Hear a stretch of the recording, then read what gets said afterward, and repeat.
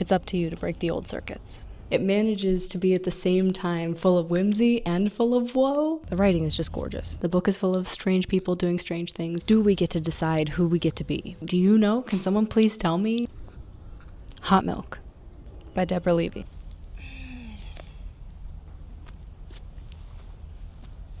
It starts with this sentence. Today, I dropped my laptop on the concrete floor of a bar built on the beach. My laptop has all my life in it and knows more about me than anyone else. So what I'm saying is that if it is broken, so am I. It's August 2015. 11 p.m., Almeria, southern Spain. She says she could be in the sea floating on her back, but she's nervous about the jellyfish. Because yesterday, she got stung. I had to run across the hot sand to the injury hut at the end of the beach to get some ointment from the male student, full beard, whose job it was to sit there all day attending to tourists with stings. He told me in Spain, jellyfish are called medusas. You can feel the writing style, right? My pronunciation is not doing it justice. It's lilting. It feels like the ocean. It's really cool. While she's in the injury hut, he points out that the Medusa flag is up, and when the flag is up, she should really swim at her own discretion, and it might not necessarily be safe. He asks her to sign a form. The form asks for her name, age, occupation, and country of origin. He says the form's required because they have to prove to the government that the entry hut should stay open and that it's being utilized by tourists and others. If tourists did not have cause to use this service, he would be out of a job. So he was obviously pleased about the Medusas.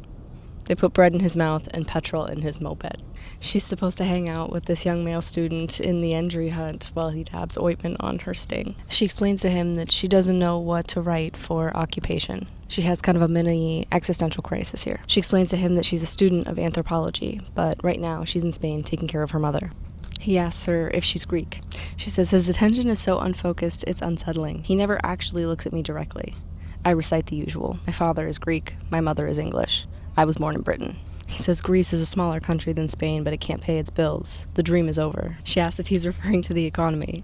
And he says yes, that he at one point in time was studying philosophy, but he considers himself lucky to have a summer job at all. He says when he graduates, he would head for London. He didn't know why he had said the dream was over because he didn't believe it. I'm truly just a few pages into this book, and I cannot recommend it enough, because while our narrator is talking about how unfocused this male student is, we don't know her, we don't know him, we don't know really anything other than some information about the setting. She is incredibly unfocused, and it's delightful and relatable. She explains to him that her mother is English and that she has trouble walking. She calls her mother Rose. He remarks upon the fact that she calls her by her name. She explains to him, we are here in Spain to visit the Gomez clinic to find out what is actually wrong with her legs. Her mother is struggling to walk. No one's really sure what's wrong with her. So they've uprooted their lives and they've come to Spain. He says, your mother has limb paralysis? She says, we don't know. It's a mystery. It's been going on for a while. She starts explaining her apartment. She says the reason that they rented it is because it's on a ground floor. And it's next to a local diving school, the local spa, and the main square, all the cafes. She says a howling, lean dog is chained all day to an iron bar on the diving school roof terrace. He belongs to Pablo, who's the director of the diving school, but Pablo is on his computer all the time playing a game called Infinite Scuba. The crazed dog pulls at its chains and regularly tries to leap off the roof. No one likes Pablo, the student agreed. He's the sort of man who would pluck a chicken while it's still alive. She thinks, I want a bigger life. What I feel most is that I am a failure, but I would rather work in the coffee house than be hired to conduct research in why customers prefer one washing machine to another. She explains to us that she currently works in an artisanal coffee house that makes 3 different types of espresso and delicious pastries. The reason she's doing that is because she has a degree in anthropological study, and apparently the only way to make this lucrative enough to earn a living wage is to work with marketing teams. What I feel most is that I am a failure, but I would rather work in the coffee house than be hired to conduct research in why customers prefer one washing machine to another. Most of the students I studied with ended up becoming corporate ethnographers. If ethnography means the writing of culture, market research is a sort of culture, where people live, the kind of environment they inhabit, how the task of washing clothes is divided between members of the community, but in the end, it's about selling washing machines. The dream is over for me. It began when I left my lame mother alone to pick the pears from the tree in our East London garden that autumn I packed my bags for university. I won a first-class degree. It continued while I studied for my master's. It ended when she became ill and I abandoned my PhD. The unfinished thesis I wrote for my doctorate still lurks in my digital file behind my shattered screensaver like an unclaimed suicide. Yes, some things are getting bigger. Biscuits in the coffee house are getting bigger. Receipts are getting bigger. Also my thighs. A diet of sandwiches, pastries, ... My bank balance is getting smaller, and so are passion fruit, though pomegranate seeds are getting bigger, and so is air pollution. You see what I mean? Like, the writing is scattered. It takes us all over the place, but is at the same time rhythmic and delightful.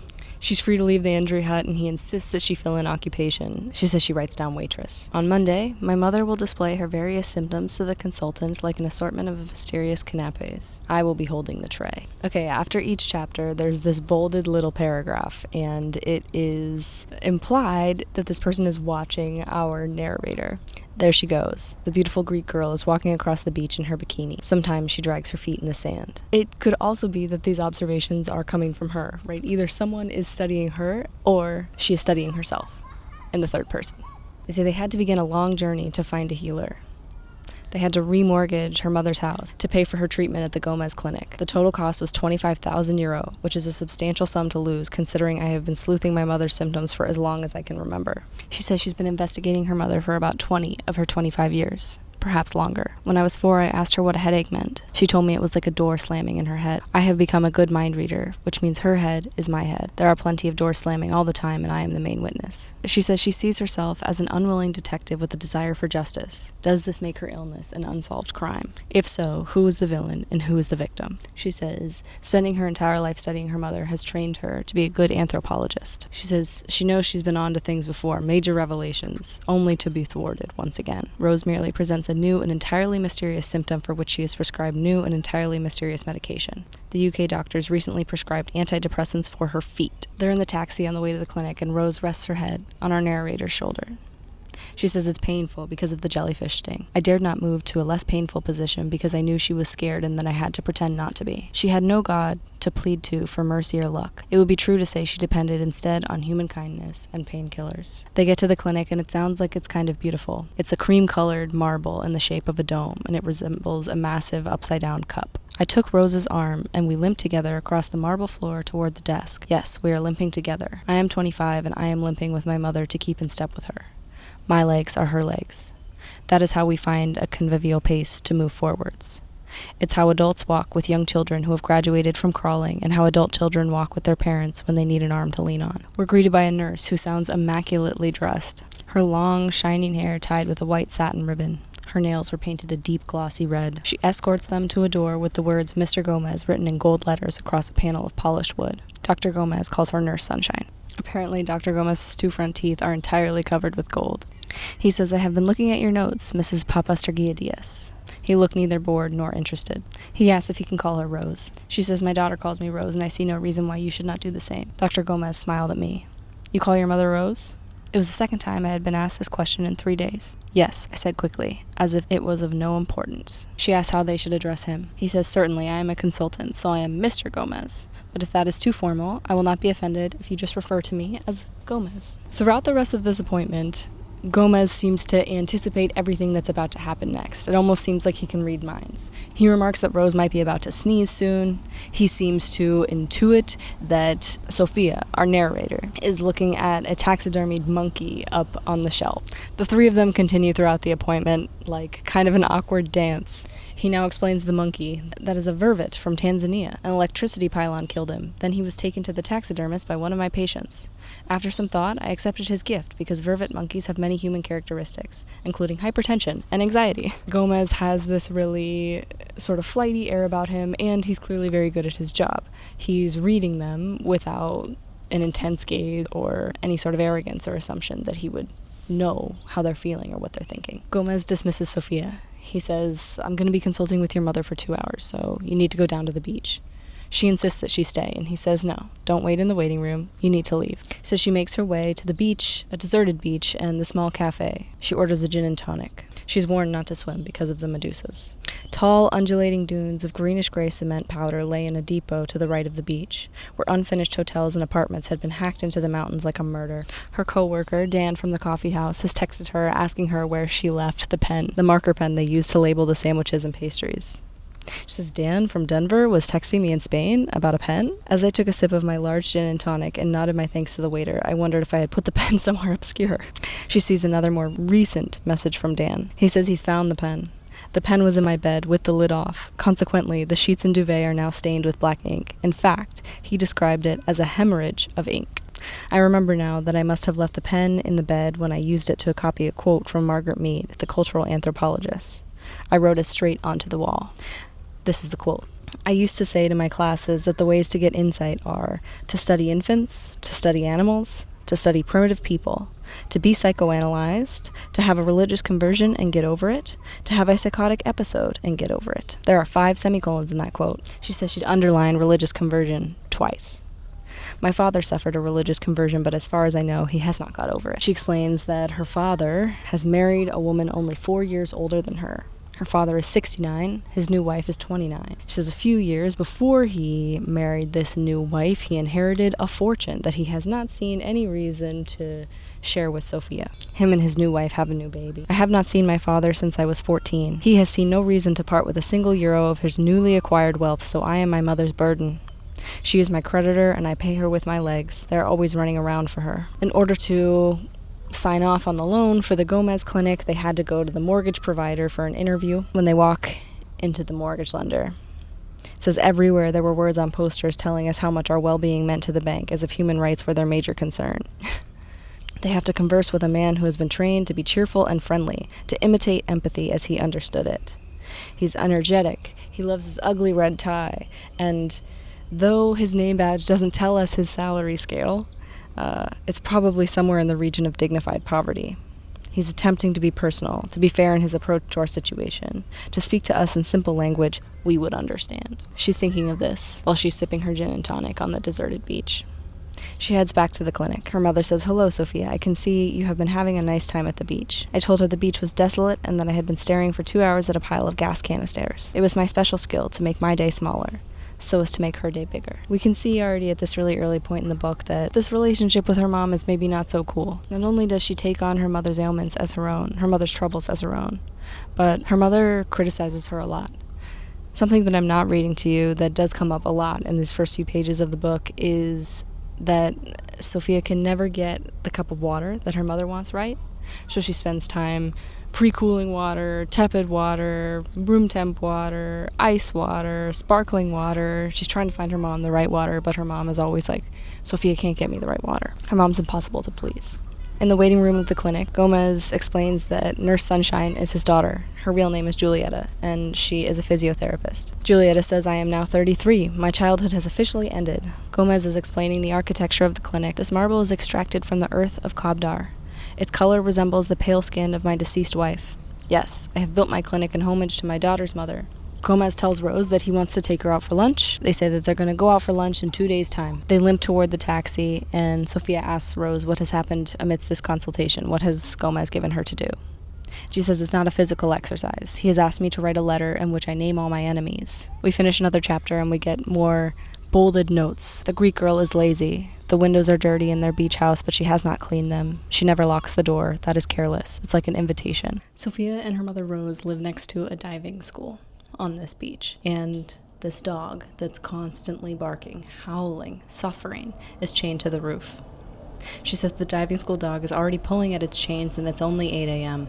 He stands on 2 legs with his head above the wall, snarling at the beach life below it. Pablo is shouting at 2 Mexican men painting the walls. They can't shout back because they don't have the right legal documents to give him the finger. The louder the dog howls, the louder Pablo shouts. Sophia resolves herself to free this dog today. Sophia goes to a coffee house. She's drinking her cup of coffee, and then she decides to go to the women's toilet. She says she has to walk past the village alcoholic who's eating a plate of luminous orange crisps with his morning cognac. She says while she's peeing, someone walks into the next cubicle, and they just stand there. She says it's a man that's just standing there. He's wearing black leather shoes with gold buckles on either side, and she believes he's waiting for her. She's terrified all of a sudden. She feels very observed. Most women are very familiar with this feeling. She's standing in the bathroom and she's wondering if he can see her. Why is he just standing there? She starts to panic. So she quickly, exits the bathroom as fast as she can. She goes to the barista and she says, "There's a man in the Senora's." And he says, "I don't think there is." She says, "My legs are shaking. I don't know why I'm so frightened. There's a man in the Senora's. He was looking at me under the door. He might have a knife." The catastrophe of this situation has escalated really quickly because she's terrified. She thinks that there's a predator in the bathroom. Women are taught largely to ignore their primal instincts that teach them that men are preying upon them. And this gets us killed. So he goes with her to the bathroom. She says a woman stands by the basin washing her hands. She's about my age and she's wearing tight blue velvet shorts. Her blonde hair is tied in a single thick plait. The waiter asks her if she's a man. She says, nope, the only man in here is you. She's got a German accent. She's humiliated. She says she washes her hands just to give herself something to do, and then she can't figure out how to turn off the tap. And the German woman helps her. The German woman says, these are men's dancing shoes. I found them in the vintage shop up the hill. I work there. The German woman says, I've seen you around with your mother.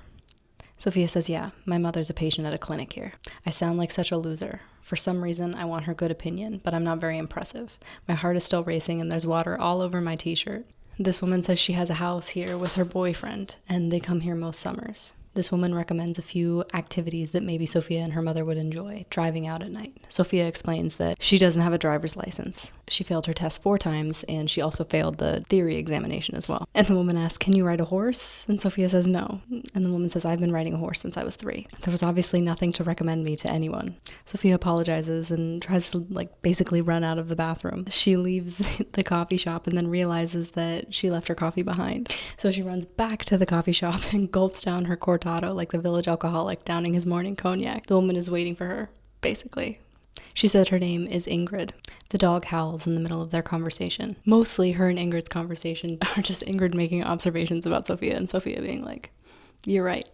The dog starts to howl in the middle of their conversation, and Sophia tells Ingrid, I'm gonna free that dog today. Ingrid says, there's a problem, Sophie. Pablo's dog has been badly treated. He will not know what to do with his freedom. The dog will run through the village and eat all the babies. If you're going to unchain him, you'll have to take him to the mountains and let him run wild, and that way he will be truly free. Sophie expresses concern. She says in the mountains there's no water. The dog would die. Ingrid says, what is worse, to be chained all day with a bowl of water, or to be free and to die of thirst? The author's making a very specific point here. Sophie is quite lost. She yearns for a bigger life. She's filled with a sense of longing for something that she can't understand. And she seems really burdened, super anchored by shame. She's really, really tied to her mother, so much so that her mother's pain is her pain. They're living one life together, and this makes Sophia feel simultaneously ashamed and also super obliged to continue doing so. So I think in this way, Sophia is also the tied-up German Shepherd. Ingrid and Sophie walk down to the beach. This is where it gets delightful again. The imagery in this book is insane. I kicked off my flip-flops and we jumped over the 3 concrete steps that separate the cafe terrace from the beach. We ran fast across the sand as if we were chasing something we knew was there but couldn't yet see. After a while, we slowed down and walked along the shore. They take off their shoes.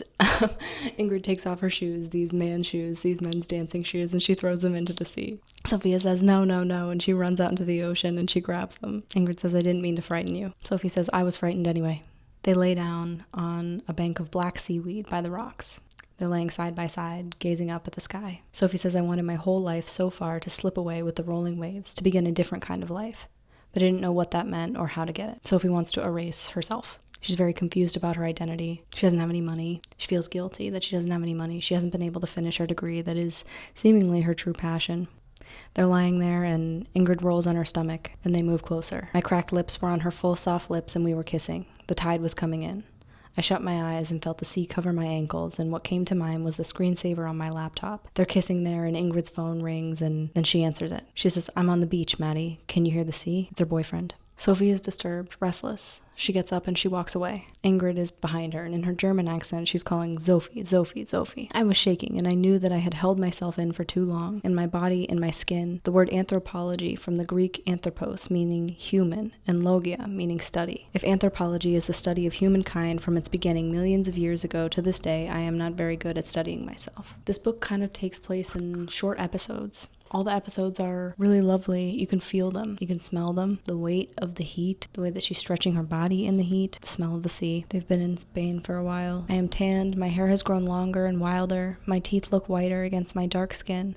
My eyes seem bigger, brighter, all the better to cry with, because my mother is shouting at me, shouting things like, you haven't tied my shoelaces properly. Every time I run to kneel at her feet and tie them again, they come undone until I finally sit on the floor, put her feet on my lap, and untie all the old knots to make new knots. It was a long process of unpicking and unraveling and starting all over again.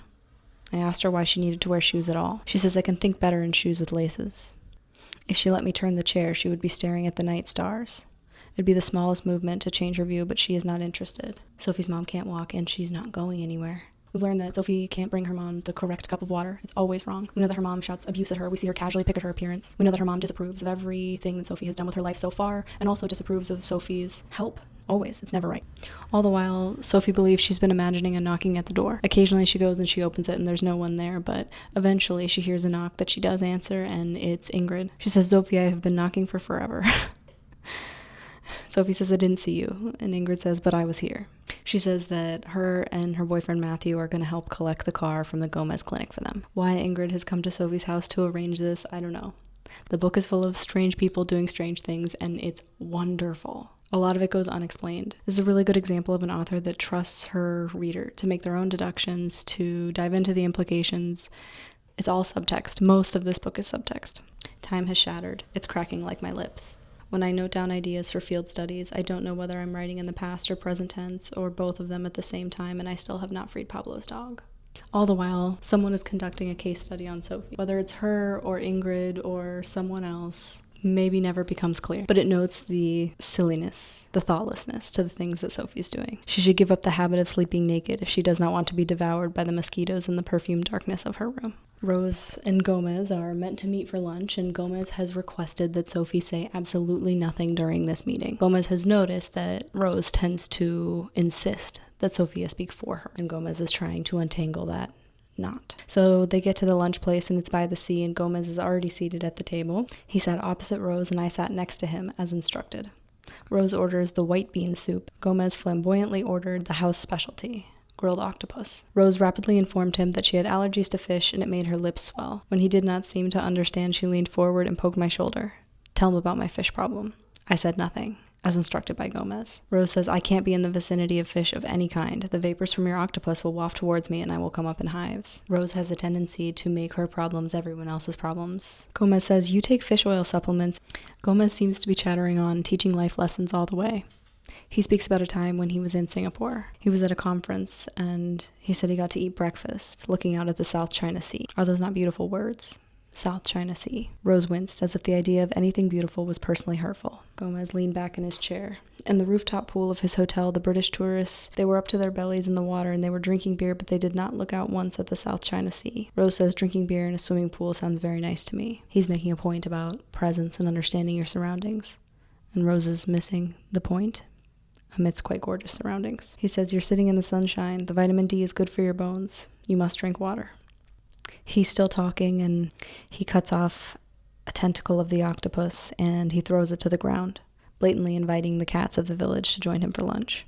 They circle his shoes under the table. My mother had become quiet and shockingly still, not still like a tree or a leaf or a log, still like a corpse. Rose asks him where he went to medical school, and he says Johns Hopkins.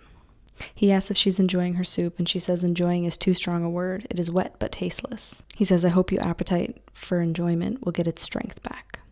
He asks her the assignment he gave her, to write down her list of enemies. She leans back in her chair and sighs. What is a sigh? Sophia muses. It's just a long, deep, audible exhalation of breath. Rose's sigh was intense but not subdued. A sigh is an emotional response to being set a difficult task. I knew she had been thinking about her enemies because she had written a list. Perhaps I am on that list? She says, "My parents were my first adversaries, of course. They did not like foreigners, so naturally I married a Greek man." Rose says she married a Greek man, and they tried to have a kid for 11 years. And when we at last conceived our daughter, and she was 5, Christos, Sophia's dad's name, was summoned by the voice of God to find a younger woman in Athens. Gomez, still eating the octopus, says, "By the way, Gomez is pronounced Gomez." So that's how I'll be pronouncing it the rest of this reading. Gomez says, "God and walking. Maybe they are your enemies?" Rose says, "It is not walking. It is walking out." Sophia feels that it's a relief to be mute, to have no responsibility amidst this conversation. And that's because her mother is impossible, and her mother is dedicating a lot of energy to being impossible. She gets a text message, and it's Ingrid saying, "You now have a car. Come get the keys." She tells Gomez that she's going to get the car, and she leaves the table. She gets to meet Matthew. Sophie thanks him for getting the car. Sophie is confused by Ingrid's efforts. She went to a lot of trouble, even though she knows that Sophie can't drive. Sophie returns to the table and finds Gomez and Rose having an intense conversation. She says Rose looked excited, flushed, and flirtatious. She'd been slipped off her shoes and was sitting barefoot in the sun. It occurred to me that she had slept alone for decades. When I was 5, 6, 7, I had sometimes crept into bed with her when my father left, but I remember feeling uneasy, as if she were folding her growing child back into her womb in the way an airplane folds its wheels back into its body after takeoff. Sort of sounds like Sophia was right to feel this uneasiness, that whether or not Sophie was able to find the comfort and companionship she was seeking when she climbed into bed with her mom, they have become tangled, one being, one life. Gomez finishes his octopus and says, "You have survived. I brought the sea to you. You were okay." Rose expresses her disappointment. She says, "I could have sat by the sea at home for $100. So, Gomez is very agreeable. He says, "You have my sympathy." While Gomez and Sophia are distracted, Rose suddenly jumps. She says, "The cat scratched me." It's clear that he's taking notes, that all of this is still a consultation despite the fact that they are at lunch. I could see the sense of him testing her apparent numbness by inviting the village cats to join us for lunch. When I looked under the table again, I saw a tiny prick of blood on her ankle. She had definitely felt that claw dig into her skin, because clearly her feet are not numb. Matthew arrives at the table and gives her all the paperwork. He introduces himself. Rose says to Matthew, "Please help me. Escort me home. I need rest." She feels very comfortable with this strange man. She says, "I can barely walk and I've just been attacked by a cat, so your arm would be appreciated." He says, "Of course." He stands there and he's waiting. He glanced twice at his watch on his wrist while she hobbled in his direction. It was painful to witness the effort it took her to walk towards a man who did not particularly want her to arrive in the first place. Gomez says, "Have a good rest." When she turns around to look at him, he is finishing off her soup, and she is appalled. She is judgmental. She is insecure. She is alone. She is angry. She is resentful, full of reproach. Gomez says, "You did not speak on your mother's behalf. That's an achievement." Gomez says, "You will notice how in anger, or perhaps with a sense of grievance, she is walking." Sophia says, "Yeah, she walks sometimes. It is the vitality she puts into not walking that concerns me. I'm not sure I can help her." I was about to beg him not to give up on her, but I hadn't got my voice back. Gomez asks where her father is, and she says in Athens. He says, "If you go and see your father in Athens, we have lots of staff at the clinic that can take care of your mother for the day." Gomez observes that Sophie is quite weak for a woman her age, that she ought to be bolder. She says, "Why do I need to be bolder?" And he says, "That's for you to answer." Then he says, "There's something I want to talk to you about." He explains that one of the walls of his clinic has been graffitied with the word quack, meaning that he was a charlatan, a con man, not a reputable doctor. He thought it might have involved a friend of mine who came to collect the car. This man is Matthew. He says that the incident of graffiti happened not long after he collected the car. Sophie asks why he would do that, and he says Matthew works with an executive for a pharmaceutical company, which has been bothering Gomez for some years. They want Gomez to buy their medication and prescribe it to his patients. Gomez is clearly distressed. He shut his agitated, bright eyes and rested his hands on his knees. "My staff will clean the paint off the marble exterior, but I can only think that someone wants to discredit my practice." Sophia wonders if Gomez is a quack. Rose had already voiced this thought. "I no longer care about the 25,000 euro we struggled to pay him. He can have my house. If he slaughters a deer and divines a walking cure from its entrails, I would be grateful. My mother thinks her body is prey to malevolent forces, so I am not paying him to be complicit with her command on reality." And yet, Sophie is complicit with her command on reality, bending to her mother's will in the most absurd ways. It's leaving her feeling stuck and alone and simultaneously attached, anchored to the bottom of the sea, drowning. Today is the day that Giulietta is going to take a case history of Rose's body, and Sophia has been asked to be present. It starts with family, Nurse Sunshine says. It is a history. I sit uneasily in the corner of the physiotherapy room with my laptop on my knees, floating out of time in the most peculiar way. It seems wrong, even unethical, to have asked me to be there, but I had agreed to Gomez's request on the understanding that apart from Tuesdays, I would be free for the rest of the treatment. I have to pay for my freedom by listening to my mother's words. She is speaking. Rose explains that her father had a temper problem, which can be confused with having high levels of energy, which can be confused with being manic. Rose says her mother suffered from her father, and that can be confused for depression. I know this history, but I don't want to be connected to it. I think that's a really relatable line. I think aging, time, childhood, family, thinking too deeply, looking too closely at these things can push anyone toward existential dread. It is terrifying to understand at once in childhood that you are not a limb of your mother, and at the same time feel when you reach this age, 25, 20, 18, that you are connected to your lineage, that you do bear the weight of their sins and their traumas, that you will grow into, in essence, who they are, that your body will be shaped the way theirs are, that your mind is predisposed to what their minds had been. So to know this history, but desire not to be connected to it. Coming from an anthropologist, the book is just, it's so completely whole. It's so well-rounded. There's a lot that I'm leaving out, but there's extra little anecdotes, pieces that we see, scenes that are set up by the author that feel really seamless and are not too extra in any way. They definitely add to the plot.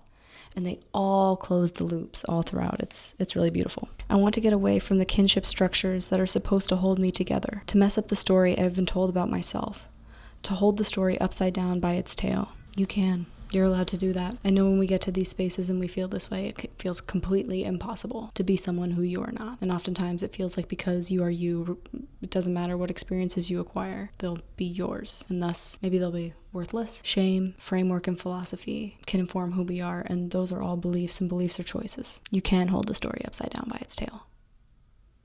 You can change everything. Anyway, Sophia observes that physiotherapy does not seem an accurate description of the kind of conversation that is taking place between Julieta and Rose. Perhaps Rose's memories are in her bones. Is that why bones have been used as divination tools from the beginning of human history? She observes that her mother has a lot of contempt for her body. Don't all of our mothers. My mother's words are my mirror. Deborah Levy is managing to write something that is really unique and not an experience that most of us have had. Taking our mother seaside, kind of outside of space and time, to help her find her legs again. And the dynamics of a mother-daughter relationship, the way that mothers are taught to show love, the internalized misogyny that they exercise on their daughters. It feels universal. Sophia has walked out of the consultation room, and she walks out of the clinic. In the distance below the mountain, I could see the ocean and a yellow flag planted in the coarse sand on the beach.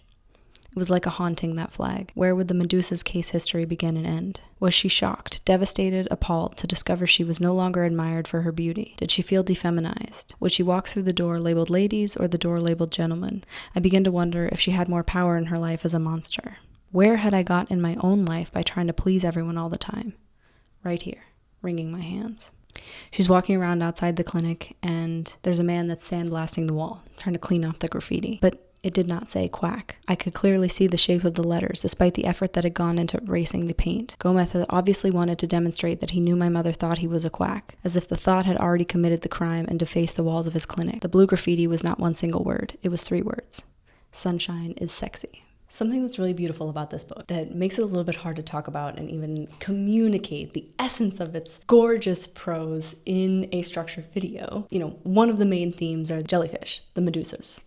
And the book takes on the structure of a jellyfish. It's loose, it expands, it manages to be at the same time full of whimsy and full of woe. I am so impressed. This is my first read by Deborah Levy, and it will definitely not be my last. Speaking of which, if you are in the market for new books, I have a free newsletter in which I recommend new books each week, so feel free to sign up below. Another piece of this book is exploration of myth. While Sophia is pushing against the boundaries of herself and her life, sort of testing the structures, her life becomes extremely unstructured. It is much like a jellyfish. She's floating from place to place. She is guided by the intentions of others around her. She is constantly deferring to other people's judgments, and she doesn't have a lot of principle to guide her forth. She's just listening and following. She's reacting. So in that exploration of myth, there's also this exploration of femininity and a little bit of masculinity as it relates to femininity, as a byproduct of femininity, but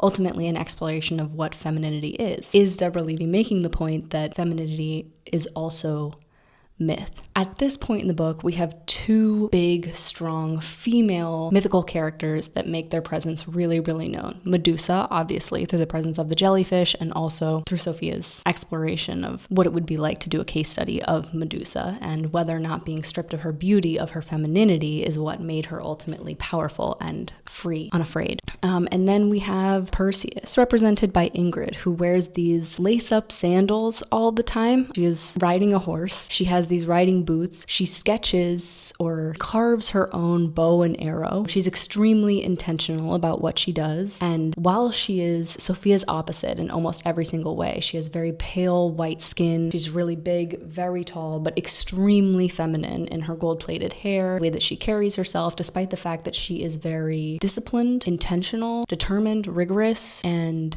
sort of abrasive even at times. Sophia is occasionally, sometimes subtly, sometimes not so subtly, sometimes through the lens of her mother's rhetoric, railing against her own body because she's not as slender as she believes the feminine ideal ought to be, that she considers less than feminine because she thinks it's plump, curvy, which is interesting, right? Because heavy breasts and a big stomach, thighs, hips are things that are also brought up in the book as things that tend to represent femininity. Sophia, in her self-descriptions, self-identifies as a monster. It is remarked upon that she does not shave her legs or her armpits. Western beauty requires women, if they are to be seen in public, to be bald from the eyebrows down, lest they want a scandal on their hands. It is literally a rebellious act to not completely shave one's body if you are going to show it in public as someone who identifies as a woman, which, God forbid, that people know I grow hair where every single fucking human grows hair. Doesn't make any sense. But that's in the theme. In this chapter called Hunting and Gathering, Sophie finds Ingrid crouching in an alleyway trying to shoot a lizard, and she wants to know why she wants to kill that lizard. In this moment, Sophie describes Ingrid with a white cotton dress with crisscross straps, her hair piled on the top of her head, statuesque. She asks herself, who is Ingrid Bauer? What are her beliefs in sacred ceremonies? Does she have economic autonomy? What are her rituals with menstrual blood? What is her attitude to beggars? Does she believe she has a soul? A lot of these questions, again, relative to womanhood, beliefs in sacred ceremonies, economic autonomy also translates to legitimate independence, translates to ultimately a rebellion of the patriarchy as well. What are her rituals with menstrual blood? It's an interesting question because I think we all have them. Whether or not your ritual is to ignore your menstrual blood or to perform the same ritual that you always have since you were 13 years old. What is her attitude toward beggars? Is she a caregiver, right? The aspect of caregiving is really, really present in this book as well. Sophie's longing for a bigger life is something that we can perhaps all relate to, as much as we can relate to the obligation and sense of duty she feels toward her mother, the belief that she owes her mother and is meant to care for her in the ways that she always has, despite the fact that we as the reader might be able to tell that Sophie's mother is predatory in some ways. It's not a healthy relationship, and it's quite sad to watch Sophie experience it. And yet, as the book moves forward, it gets a little bit more structured, and Sophia becomes a little bit more present as she sort of builds her sense of self and individuates from her mother. It's very cool. Ingrid also refers to Sophie as a monster. Sophie thinks, why am I a monster to Ingrid? She thinks of me as some sort of creature. I am her creature. The tip of the arrow is aimed at my heart. I feel very light, like an arrow in flight. We obviously have a Cupid metaphor here. There's so much going on all the time, and yet nothing going on at all. Like, so much going on as it relates to the prose and rhetoric and to the implications surrounding each thought that is written on the page, and yet not a lot going on plot-wise, because what it is Sophia reassembling herself after opening this book with her being completely shattered on her laptop screen. Sophia gets in the ocean, and I really like this line. I am far away from shore, but not lost enough. I must return home, but I have nowhere to go that is my own. No work, no money, no lover to welcome me back. When I flipped over, I saw them in the water, the Medusas, slow and calm like spaceships, delicate and dangerous. Also a word that I would use to describe this book. Delicate and dangerous. Calm like spaceships. If spaceships are calm.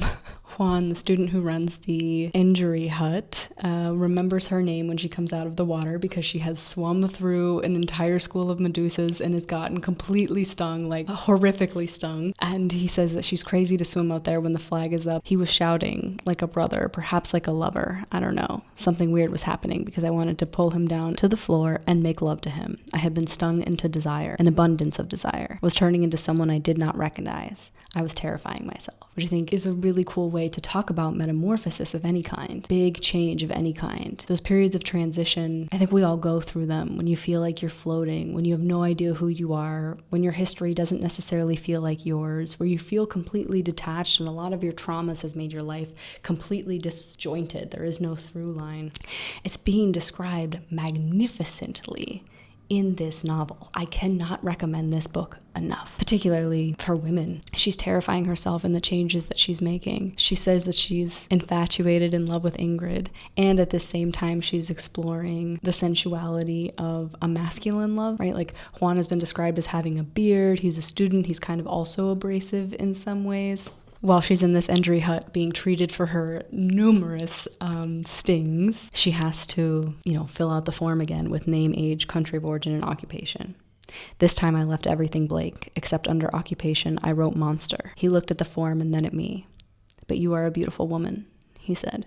Sophia has been stung by the medusas to the point where she is truly delirious, and she is laying in her bed and it is hot and humid and she's covered in this ointment and she's really just thinking. Ingrid stops by and gives her honey to treat some of her stings. She rubs honey on her lips. They have a moment of intimacy, and Ingrid refers to her as a monster again. She leaned over me and licked the honey off my lips. She remained very still for a long time. After a while, I began to feel the same sort of panic I had experienced in the Senoras the day I first met her. I wanted her to leave, but I didn't know how to ask her to go. I need to be bolder.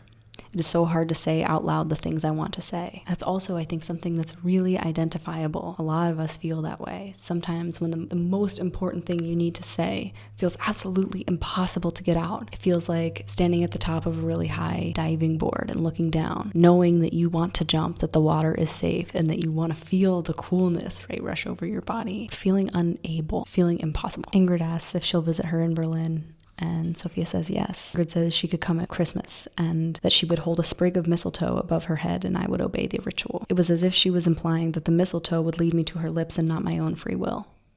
And I think that's true.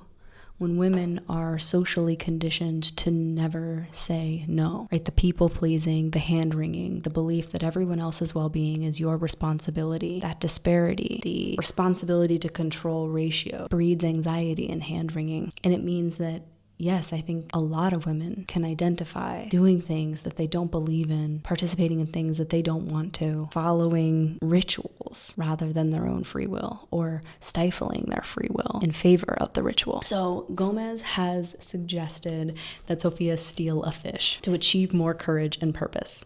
So Sophie is game. Like always, she regards this as an anthropological experiment, and she can't steal the smallest fish, but she definitely can't steal the biggest fish, obviously, because she wants to be a successful thief. So she's walking around the fish market, and she's appraising each fish. The first fish to snare my attention from the point of view of a thief was a monkfish with a monster face, mouth gaping open to reveal its 2 rows of sharp little teeth. I lightly poked my finger into its mouth and discovered a world that was totally unknown to me, like Columbus discovering the Bahamas. The cashier shouts at her not to touch the fish. Already I had made myself visible, when the point of a thief is to slip unseen into the night and not into the mouth of a fish.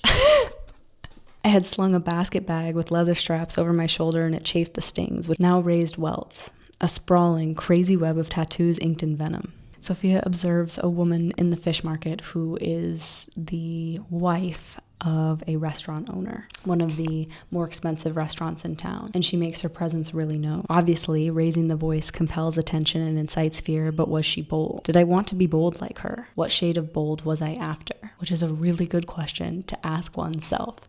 This book is full of good journal prompts. She observes a dead octopus. If it was alive, it would change its identity and imitate its predator. It might even mimic the color and texture of my human skin, which can also change color and excitement and humiliation or fear. Its skin could express mood. It could blush like I always blush when I am asked to spell my name. One could read into the implications of this as Sophia feeling a sense of imposter syndrome around her identity, feeling embarrassment around her identity, or also just the regular womanly thing of feeling embarrassed to have attention that you did not ask for, feeling somehow complicit in taking up space as if it is not your right. And it's a really cool sentence to have amidst this moment of boldness. Sophia draws the conclusion that this wealthy woman who has drawn quite a lot of attention to herself is audacious, but not bold. I also think that this octopus reference is meant to be a metaphor for the way that women are expected to shapeshift, not just to their environments, but also to the people that they are dating. Sophia is a really different version of herself with Juan than she is with Ingrid. She's morphing to them rather than being herself and being accepted in that way. Performance being the antithesis to belonging. Sophia feels as though she is performing in her skin. She has not yet laid claim to her life and to her story. Definitely not to her story. So she moves to steal the fish. She chooses a Dorado. I had to conquer my fear of being found out and shamed.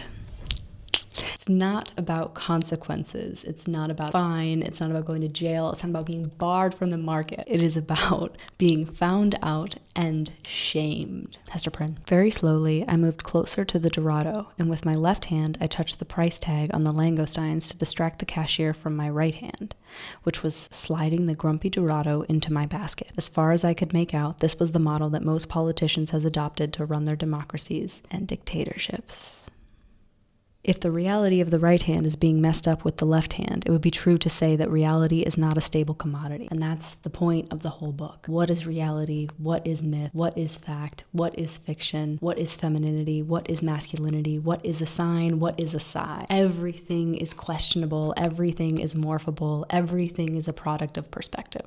My sense of purpose was quite loud. It had closed all the portals to my senses, nostrils, eyes, mouth, ears. I had become single-minded, blinkered to everything else going on. A sense of purpose requires the subject to lose some things and gain others. A sense of purpose requires decision, direction, choice. A sense of purpose requires a subject to lose some things and gain others.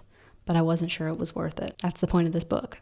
So she's stolen the fish successfully and she did not get caught and she's feeling good about it. So she takes it home and she decides to cook it. While she is cooking it, the diving school dog is howling miserably. She describes cutting up the fish. There was a lot of blood in this fish. My hands were dripping with it. If someone had banged on the door to claim their stolen goods, I would literally have been caught red-handed. The miserable dog had found new howling energy. He was unstable and he was tipping me into complete lunacy. Relatable. I threw down the knife and ran barefoot across the sand to the entrance of the diving school, pushing open the door with my blistered shoulder. Pablo. So Sophie has run into this diving school covered in blood and fish guts. And she says, "Untie your dog, Pablo." He moves from his chair, preparing to run, and he says, "If you don't leave my property, I will call the police." He looks initially a little bit afraid, but then decides he's going to hold his ground. I strained to hear the rest because the dog had accelerated his bid for freedom, but it was something like, "The cop in this village is my brother, and the cop in the next village is my cousin, and the cop in Cabaneras is my best friend."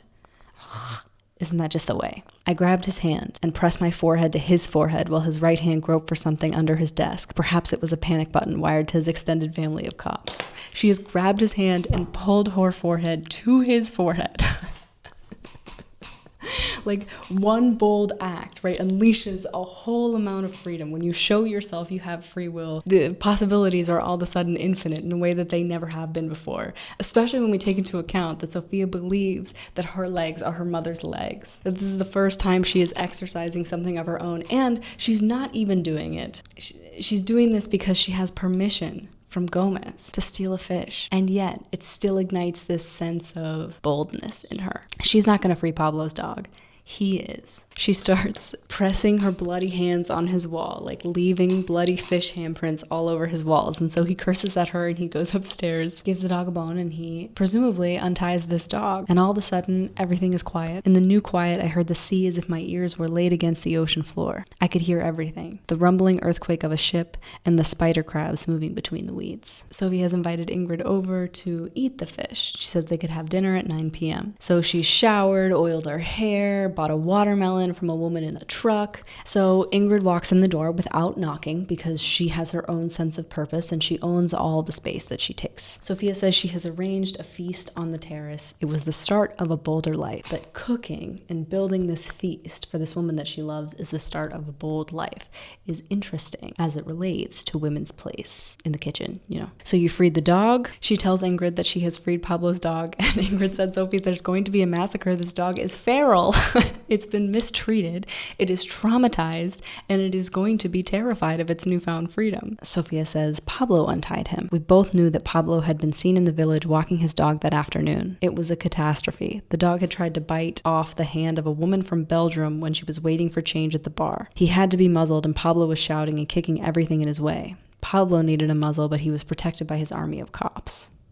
Ingrid presents Sophie with a gift. It is a yellow silk halter neck top, and she says that the silk is going to soothe her Medusa stings, and she pointed to where she'd sewn Sophie's initials into the left hand shoulder in blue silken thread, SP. Underneath SP, she had embroidered the word beloved. To be beloved was to be something quite alien to myself. Despite the fact that Sophie has spent her entire existence being a cane for her mother, a crutch for her mother, she has never felt loved. And for Ingrid to label her as such is truly life-changing. It is alien in that moment, and perhaps even uncomfortable or distressing. And it is the catalyst for the rest of the events in this book. Sophie observes that sewing was Ingrid's way of keeping things together, pleased her to mend something that seemed beyond repair. I will mention that perhaps Ingrid's interest in Sophia, given that Sophia has told us that she is shattered and beyond repair, is about repairing her, restoring her, which is also something of a trope in women, healing the mended bird,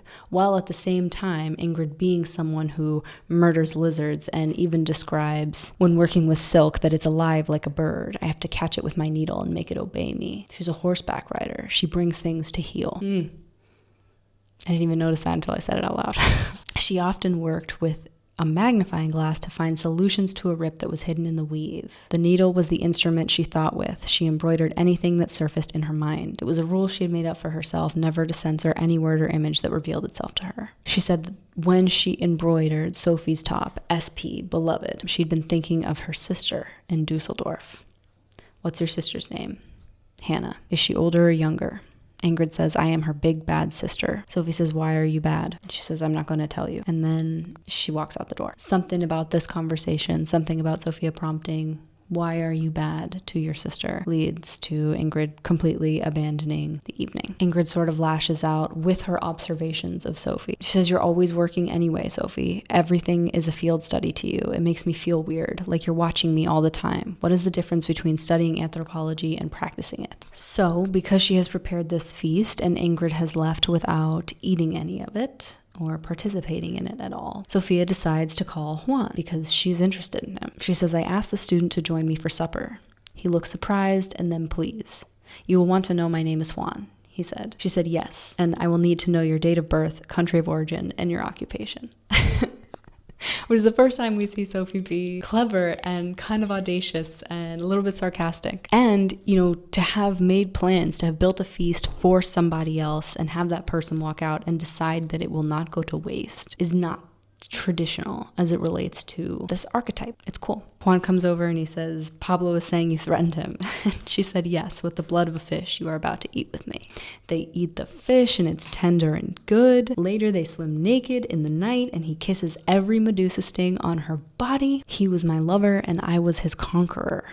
It would be true to say that I was very bold. It's wonderful to watch Sophie's evolution from her mother's crutch to this person who would not have her night ruined. Rose and Sophia are sitting in the car. Her mom's going to drive them to the market for fruit and vegetables. Rose was quiet for a change and not as resentful as usual. That was my mother's main expression, slightly resentful, a whiff of resentment, not personally against me, though there was that, of course, but a vague sense of grievance against the world. You are always so far away, Sophia.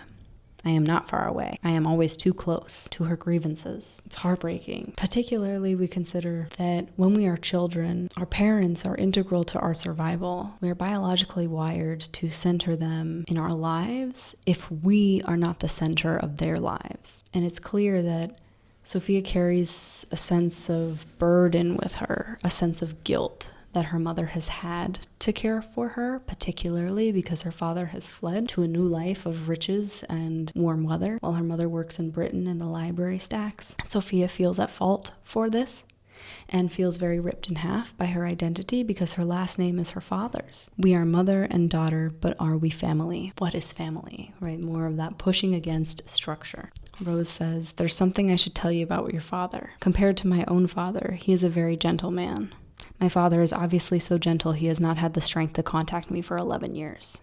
Amidst consultation with Dr. Gomez, Rose swats the flies landing on her feet. My mother can feel a fly landing on her feet. A fly. She is not numb. She is acutely sensitive. Rose insists that they stop because she wants to buy a watch from a man on the street selling watches. And Sophia says, how much is that watch? I had placed my hands on my hips as if I was indignant, which I was not. That was odd. I was imitating indignation, but my heart wasn't in it. Where did I learn to express indignation I did not feel? My voice veering up the scales to land on a note which could be described as accusing. Why can Sophie not express any genuine emotion, but is capable of expressing righteous indignation amidst something that she doesn't actually care about? What is it about the performance, playing the part that she believes she is supposed to play, living life by a set of shoulds, prescribed set of rules that lead her to extreme shame, and lead her to believe that she constantly needs to avoid any sense of shame, and often leave her constantly afraid? The man attaches the watch to her mother's wrist. The hairs on her arm were trapped under the links. I found myself wincing as if I were feeling this small pain on her behalf. Empathy is more painful than Medusa stings. I think that's true for a lot of people, maybe a lot of women. The pain that we feel for others often usurps the pain we feel ourselves, that we'd rather not see the people we love in pain. Self-sacrifice, deprioritization of self, because I'd rather be in pain than see you in pain, which means that we really value pain, that we really understand how bad it is, if we do everything we can to make sure that nobody else feels it. So why do we feel so comfortable climbing up on altars and slicing ourselves open? Why is that the only way we feel comfortable? The time I had heaved my mother into the car, her groans, moans, hisses, and then insults all directed at me, and then my flaws, imperfections, and irritating habits, I felt that she was indeed a gangster and that she was mugging my life, which is true. Sophia's mother has given her life by giving birth to her, by being the parent that stays and takes care of her, that sees to her survival. And Sophia believes that she has to repay this debt with a life of her own. And I think that there are a lot of children that feel this way. And I think there are a lot of parents that feel this way. People with unlived lives, leading a life with their parents at the center, their parents' expectations. Desire for their parents' love and approval leads to them making decisions not on their own behalf, but on behalf of someone else, and then trying to exercise their will on their children to see their own dreams actualized. Sophia does not have a driver's license. She's explicitly told us that she failed this test 4 times, which is quite interesting. It's kind of like a rite of passage, but she has not completed this rite of passage. But Rose says she can't drive because her legs are numb now, even though she had just driven previously, but her legs are numb. She says it's not something that happens at will and that Sophia must drive. And so she's teaching Sophia to drive while they are driving, trial by fire. There's this really funny line that I feel really encapsulates a mother-daughter relationship, and it's this: I was in the wrong gear, but then I corrected the gear stick's position and even dared to increase the speed along the new empty motorway. Sophia, her mother says, I feel completely safe in your hands. Just one observation. In Spain, you drive on the right-hand side of the road. Like, what is that? Like that bond that is double-sided. Moms, my love for my mother is like an axe. It cuts very deep. My mother stretched out her finger to touch the oiled curls on the nape of my neck. I'm not sure what you're doing to your hair, Fia. You remind me of the taxi driver who got lost taking your father and myself to our hotel at our honeymoon. Your father was very proud of his hair, and I was forbidden to touch it. In those days, his hair was long and fell to his shoulders in soft black curls. In the end, I began to regard it as symbolic hair. I did not want to know any of this, but she had told Gomez I was her only. There's that Gilmore Girls relationship, mother and daughter as best friends. But not only is this relationship not emotionally reciprocal, Sophia does not get to confide in her mother. Her mother does not act as any part of Sophia's body. Mother-daughter relationship is not meant to be emotionally reciprocal. It's meant to go the other way. Rose seems to be resentful of Sophia for existing, and so is now insisting that Sophia become the caregiver. Rose is completely rejecting all the traditional roles and duties associated with motherhood and insisting that Sophia grant them to her. Next, Sophia is with Ingrid again. I don't know what I want from Ingrid or why she enjoys humiliating me or why I put up with it. It seems that I have consented to being undermined. And she has, because growing up with mothers like Rose, growing up in these relationships, teaches us as humans, it teaches our nervous systems that, one, this is what love looks and feels like, humiliation and being undermined, not necessarily consenting to things, certainly not enthusiastically, but not necessarily exercising the rejection of things either, teaches us to stay with difficult people and convince them to treat us well. It is damaging to Sophia's psyche. Anyway, Sophia and Ingrid are hanging out, and Ingrid's boyfriend Matthew comes around. He is a life coach. He teaches CEOs how to be the best versions of themselves. And he says the hardest thing, Sophie, is to get people to be themselves. And maybe that's true, which is frustrating. I don't like to give Matthew a lot of credit. I think he's a sleaze. He is friendly but shifty. And I don't blame him because his girlfriend is messing with me and he's messing with something too, but I'm not sure what's going on. Something like his right hand wrote a blue message to Julieta Gomez while his left hand caressed Ingrid Bauer's long tan thighs. He's cheating on Ingrid. He is graffitiing Sunshine is sexy on her dad's clinic. What this message is supposed to mean, I don't think I fully understand the implications of it. Do you know? Can someone please tell me what is behind this? Matthew's hobby is collecting wine, which tracks. Matthew looks bored, so Ingrid starts to talk about him. He finds himself very lovable, and Ingrid seems to love him. He is radiant with self-belief, as life coaches maybe need to be. It's kind of their brand. They're trying to teach you how to believe in yourself, so practice what you preach. Or maybe those who can't do. Everything I know about myself is cracking, and Ingrid is the hammer. And that sounds quite violent. A lot of their relationship is aggressive and intense, and those cracks, the breaking of the mask, makes way for the new skin, the rebuilding, the wound makes way for the healing, the change. Anthropologists have to veer off track, otherwise we would never rearrange our own belief system. Matthew is explaining his job to Sophie, and ultimately he helps them build a persona, a mask through which they can speak authentically on behalf of the brand. A mask through which they can speak authentically on behalf of the brand. The face beneath the mask has to grow seamlessly into the mask. If the apparatus cracks, they can call upon him to put it together again. There's something really poignant behind this, and that is self-help, belief, spirituality, and wellness being propagated in a really predatory way, really bullshit way. Matthew prompts Sophie. He says, if you had to write your wish list and you could use invisible ink, what would it be? He thinks this question is really clever. He's ultimately saying, what would you try if you could not fail? What would you pursue if no one would know? I am deformed with embarrassment. Have I ever said what I meant in my life so far? So why would I say it to Matthew? We're back in the consultation room with Gomez, Rose, and Sophia. And he says, you have not suffered from a significant loss of bone material. I suggest you walk home. He says, if you'd like to continue with the treatment, you will have to give up all your medication. To my surprise, Rose looked straight into his eyes and agreed to his request. I am ready to start working with you, Mr. Gomez. He claps his hands and says, I have good news. My cat is pregnant. So now we have this whole pregnancy in the mix of all this other hot milk, femininity, mothers, daughters, families, structures, life, purpose, ambition, desire, wants, feelings, and pregnancy. Life forming in this cat whose name is Jodo, who I have not mentioned up until this point, but who is lovely. At the end of this consultation, Gomez says, you are using your mother like a shield to protect yourself from making a life. Attention, you will have to invent another one, which often feels a really impossible task, particularly for those of us with extreme responsibilities like Sophia believes she has to her mother. Sophia's life has been derailed by her mother's illness, which is now looking less and less severe, less and less significant, more and more psychological maybe, if not predatory, which is, I don't think, going to be clarified. She can't go to America to finish her PhD because she is taking care of her mother.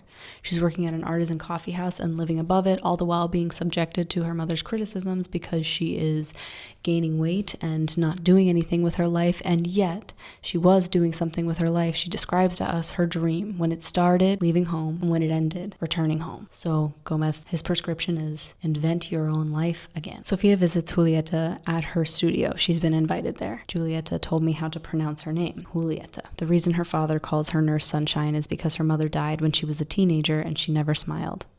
It sort of works and it cheers up the patients. Julieta says, one is not born a chameleon, one becomes one, which is sad and true.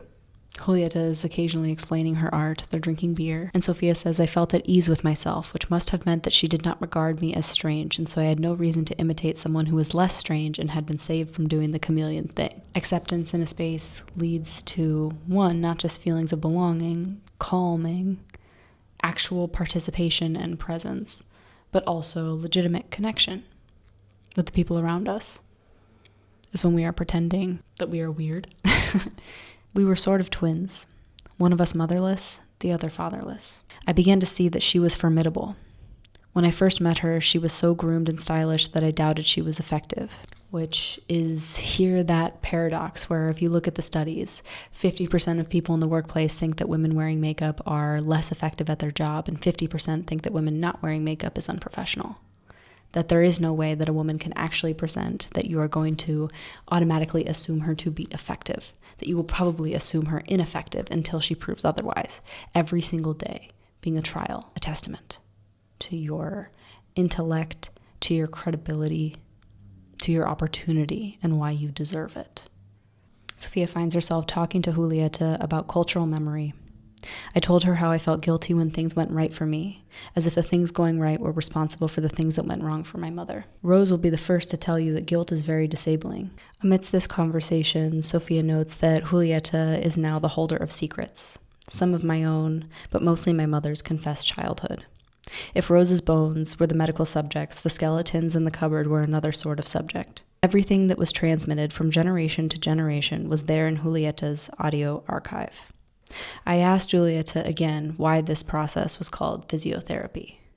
Is it because my mother's memories are held in her bones and muscles? And the implication there, what Deborah Levy is touching on just briefly, again, just like floating like a jellyfish, is generational trauma, inherited wounds. Matthew, Ingrid's boyfriend, barges into Julieta's studio. When he saw me sitting on the chair, his head jerked as if someone had just pronged his cheek with a fork. He tried to arrange his face into an expression that was neutral. He wasn't doing very well. Sophia leaves Julieta's house and she observes young women about the age of 16 dancing the flamenco. They stood in line in their flame-colored dresses. When the music started, they remained very still, then suddenly arched their backs and lifted their arms. It was a dance of seduction and pain. There's an emphasis on the acceptance of suffering in this novel that is quite profound. It's not about changing your circumstances. It's not even about building an identity. It's not about becoming somebody you like. It's about accepting who you are and moving forward from there. So this chapter is called Ingrid the Warrior. We have become lovers. Ingrid is naked. Her blonde hair is heavy. There's a fine mist of sweat on her face. 2 gold bracelets circle her wrist. They're laying in bed, and Sophia is making a list of things that she likes about Ingrid. The way she takes off her heavily embroidered belt, the way she likes her body, how her bare feet are covered in red dust, the jewel in her navel which is like a lake, and how my head rests near it, the way the present is more mysterious than the past, the way she changes position like a leaf turning in the wind. The entirety of this book, in all of its whimsy, changes tenses amidst the sentences the entire time that it's happening, because Sophia and Deborah Levy are pushing against the boundaries. What is time? A construct that we all agree to that is not necessarily the reality of the situation. Other things that Sophia likes about Ingrid: her strength, the way she likes my body, the wine she stole from her boyfriend's sophisticated cellar, the way her strength frightens me, but I am frightened anyway. That's a callback to their original meeting. The fig bread on the table by the bed, the way she says my name in English. Ingrid's body is like a naked light bulb. Meeting Ingrid is an assignment that had been scheduled without either of us writing it down. It was there anyway, like a bruise before a fall. That changing of tense again. The bruise was there before the fall. They shower together, and then when they get out of the shower, they both sense that something has changed about the room. It has become more dangerous than it was before. And a snake comes out of the basket of kindling by the fire. Ingrid beheads the snake very quickly with an axe. Its body is just coiled up in the corner. They both adorn themselves with jewelry and head out for the day, despite the fact that there is a beheaded snake in the corner of this room. As they make their way to a car, there is a man in tight beige riding breeches leaning his back against the door. His name is Leonardo, and he was the writing teacher. He was smoking a cigarette and looking at her. Then his gaze shifted to me. I moved my hair out of my eyes. I could feel him slipping something to me in his gaze, like a dodgy drug deal in a pub where someone slips a wad of dirty banknotes to someone else. He was threatening me. He was telling me he did not have a high opinion of what he was looking at, that I was someone who must be cut down to a size he could manage to frighten with his eyes, which were the avatars of his mind. He was making me weaker. I had to strike down his gaze, which was his mind, to cut off his head with my gaze, just as Ingrid had, more literally, cut off the head of the snake. So I stared right back and slipped my own gaze into his eyes. I love this scene. It's very powerful. As a person who tends to avert my gaze when faced with confrontation, who has, in the past, made myself smaller so as not to seem a threat, I love that she fights back. I love that she slips something into his gaze and says, I am here too. He froze with the cigarette mid-air between his thumb and forefinger. Ingrid suddenly ran to him and kissed him on the lips. It was as if she were coming in with a sort of betrayal. Yes, I might be with her, but I'm not like her. I'm with you. I'm not sure what it is that Ingrid wants from me. My life is not enviable. Even I don't want it. Yet, despite being on my knees and lack of glamour, my sick mother, my dead-end job, she desires me and wants my attention. I forgot to tell you about Pablo's dog. Okay, so after Pablo has released his dog, the dog got free and went swimming in the ocean, and a lot of the village speculates that the dog has drowned, but Sophie says, no, I don't think this dog has drowned. I'm assuming that it's free. But it's haunting her, right? That the idea that this German Shepherd might have drowned because she insisted that he be free. And yet, that is what she talked about at the beginning of the book, that it was better to be uncaged and dead than chained and alive. So her and her mother are doing nothing. They're waiting. She comes home, and her mother says, I suppose you had another happy day in the sunshine. I told her I did nothing at all. How wonderful to do nothing. Nothing is such a privilege. I have been stripped of my medication. I am waiting for something to happen. Waiting for new pain was the big adventure in her life. A nursery rhyme that she'd learned in school comes to mind.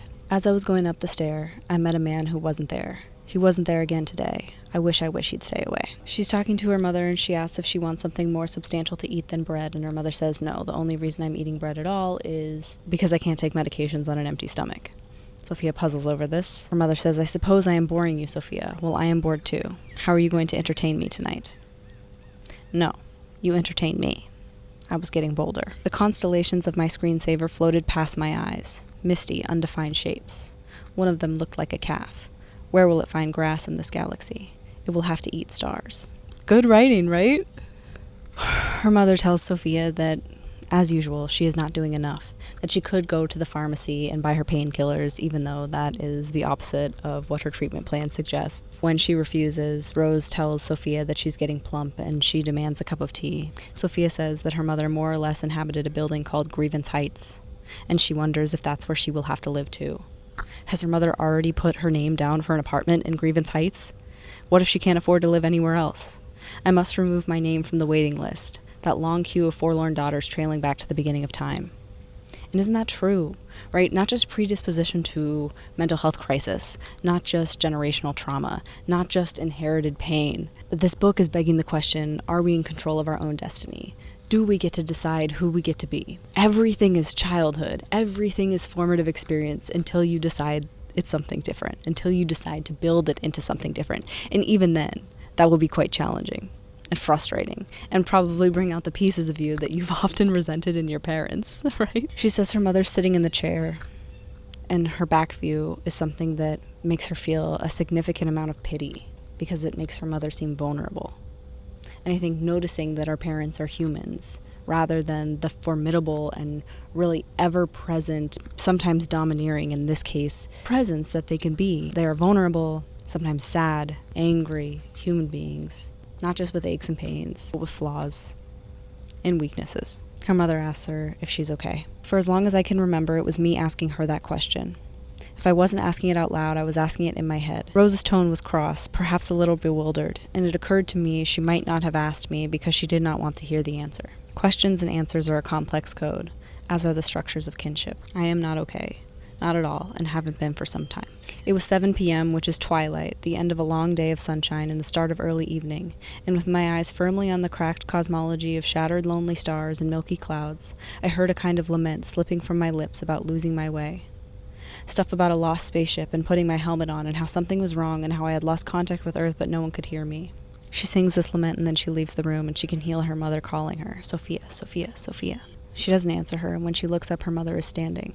She was standing and she was tall. Sophia, what's wrong with you? Sophia resolves herself to fly to her father in Athens. Her father picks her up at the Athens International Airport, and he is not alone. He is with his new wife, who is 4 years, Sophia's elder, and his new baby daughter, who is Sophia's sister. She greets him by name, hello Christos, and he says, call me Papa. She doesn't know if she can do that, but she writes it down to see what it looks like. He says, this is my wife Alexandra, and this is your little sister Evangeline. Her name means messenger, like angel. Sophia describes Alexandra. She describes her as quite plain but young. She has a steel brace clamped across her front teeth. She notices that they are a family, looking down at Evangeline.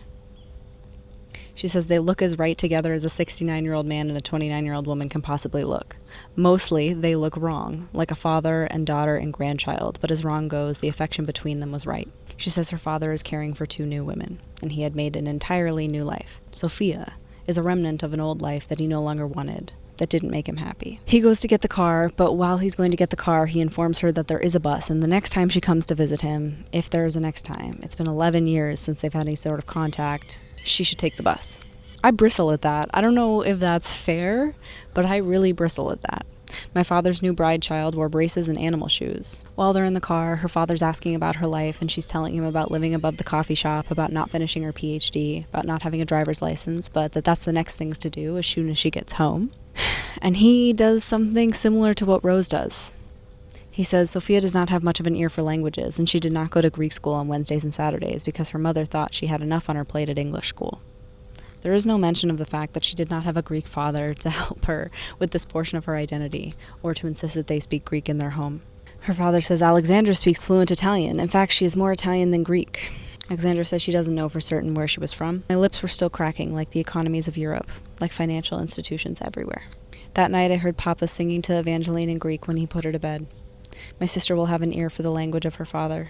When they get to the shared home of Alexandra and her father, Christos, there are Donald Duck posters all over the world. Is Donald Duck a child, or a hormonal teenager, or an immature adult? Or is he all of those things at the same time like I probably am? Alexandra asks my father to set the table for supper while she shows me the spare bedroom. Don't use the best plates, she says, but he knows that already. They put her in the spare bedroom and it's absolutely stifling. There's a camp bed and it's just truly 4 walls. There are no windows in here. Alexandra insists that she be quiet while closing the door so as not to wake Evangeline. I lay down on the bed. 12 seconds pass. I changed the position of the pillow and the bed collapsed onto the floor, tipping over the little bedside table with my scarlet flower hairpins neatly placed upon it. Evangeline woke up and started to cry. I remained on the floor with the table lying across my chest and made cycling movements with my legs to stretch them after the plane journey. The door opened and my father walked in. "No, Papa," I said. "No. Do not come into my room without knocking first." He asked, "Are you hurt, Sophia?" I lay in silence among the broken furniture and continue to cycle my legs. Later, when they sit down for dinner, everything is silent, and her father speaks suddenly. I unveiled my shame to our Lord, and he has shown himself to me in all his mercy. He was looking at his plate, but I think he was speaking to me. She's in the middle of this new family that her father has made. She is a member of an old life that he has discarded, a relic. And her presence seems to make him feel shame. He seems to direct that shame toward her. He makes it her fault. Throughout the entirety of her trip here, he harps on the fact that she does not speak Greek. He seems to judge her appearance. He seems to judge her body. He seems to judge her life. Sophia continues her questioning and she says, "What is money?" Money is a medium of exchange. Jade, oxen, rice, eggs, bead, nails, pigs, and amber have all been used for making payments and recording debts and credits, and so have children. I have been traded off for Alexandra and Evangeline, but I am supposed to pretend not to notice. Pretending not to notice and pretending to forget are my special skills. She knows that her father wants her to forget that he has abandoned her, and she cannot. She sits with Alexandra and they start to bond, and it's very uncomfortable for Sophia because Alexandra is clearly treating her as more of a friend or a sister. Alexandra is confiding to her about her life. She cracks a joke about how Sophia's father is quite old and he acts like an old man, and that's kind of uncomfortable. It's super uncomfortable for Sophia, but Alexandra is saying, like, yeah, he's really old. And Sophia's kind of like, did you not know that? She's sitting in her silk top that has been embroidered by Ingrid. The word beloved embroidered into the silk of my sun top has changed my life more than the word Euro. Beloved is like a spotlight in the center of a stage. I have peered at this circle of light from behind the curtains, but it's never occurred to me that I could be a major player. She feels loved for the first time ever, and it has made her just as bold as stealing the fish successfully did. It makes her free. It makes her accepted. Amidst this conversation, they're speaking about her father, and Sophia says, "My father does not do things that are not to his advantage." And Alexandra says, "Why would he do things that are not to his advantage?" She is not too full of the milk of human kindness to do things that are to her disadvantage, and nor is my father. And they have faith in a God who makes their world more certain than my own. She repeats the question, why would my father do anything that was not to his advantage? This time I repeat her question out loud. It is a gray area. I'm lost in the gray, nodding and shaking my head at the same time. Her father walks into this conversation and says, "Hello, you two girls. It's nice to see that you're getting along." He regards his new wife as a girl, whereas his previous wife was certainly a woman, considering that he left her when she was 45 years old if she had Sophia when she was 39. Now he's married to a 29-year-old who he regards as a girl, who has posters of Donald Duck on their walls and wears slippers with googly eyes on them.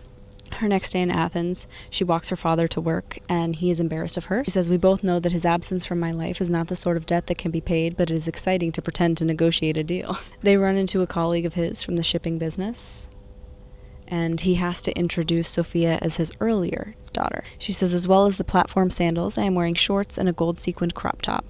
My belly was on display, and my hair was piled on top of my head with 3 flamenco flower clips.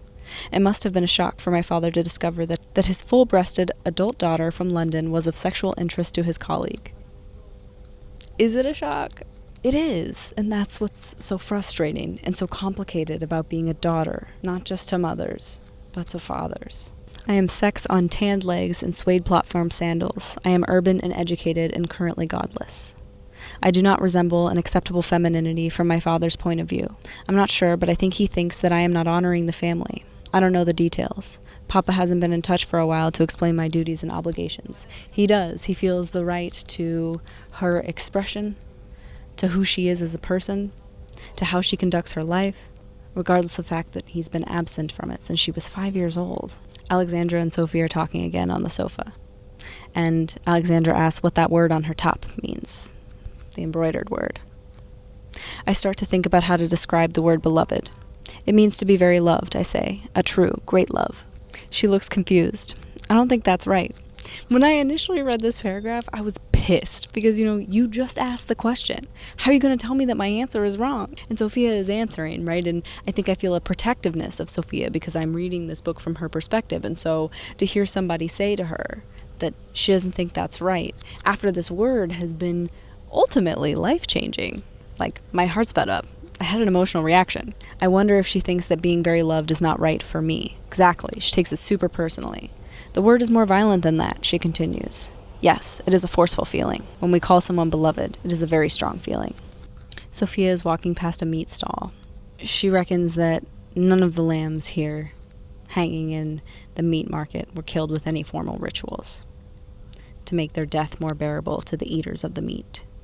Yet when early man went off to hunt, it was a traumatic, dangerous activity. He lived closely with the animals. It was not easy to hear their cries and see the blood fall. And so he made rites and rituals to make their murder easier.